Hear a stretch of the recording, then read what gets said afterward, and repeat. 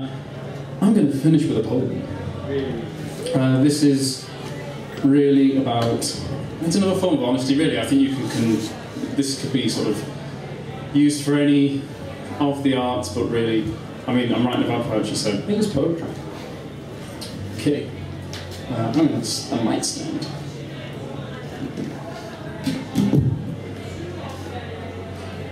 To be a performance poet, you've got to adopt the voice. Distinctly southern seems to be the one of choice. Those other poets that we're used to, they're all so damned demure. But Cockney's vitriolic, and we've not heard that before. You've got to get across the attitude, yeah, sure, I write poetry, but I'm also a bit handy, so don't call me a puff. And there's this constant crescendo, each point more valid than the last. And the rhythm ebbs and flows from slow and sonorous, too passionate and fast.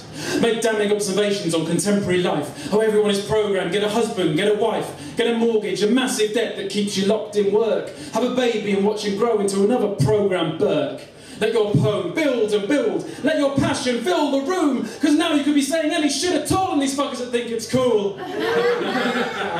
Always take the time to bring the mood back down. Like, you can't quite believe that your words are so profound.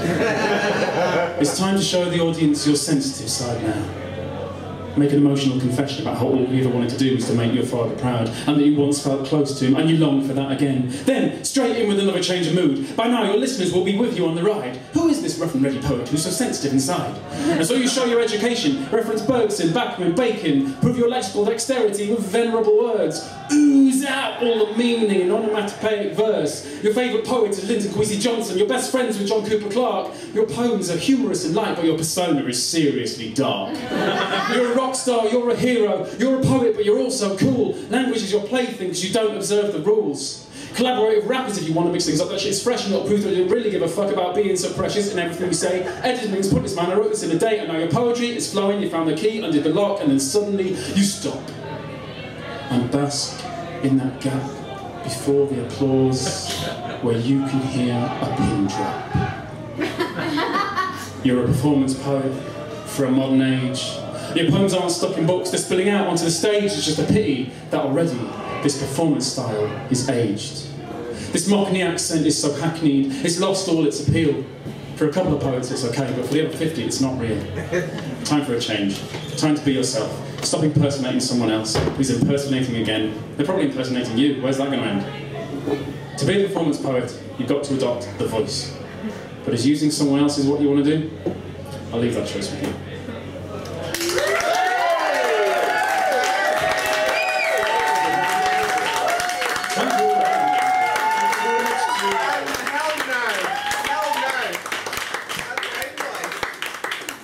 Thank you very much to L. Randall for a brilliant comparing. Thank you to Tom Morrows. Thank you to Austin. Thank you to Caustic Windows. Thank you to Chris Calendar. Thank you to Ed Bix, the Slash Grim Outlook. I'll see you again hopefully sometime soon. Thank you to you for being a brilliant and noisy audience. You've been fun. You are now free as well. I will come and have a drink with you all. Thanks again. Good night.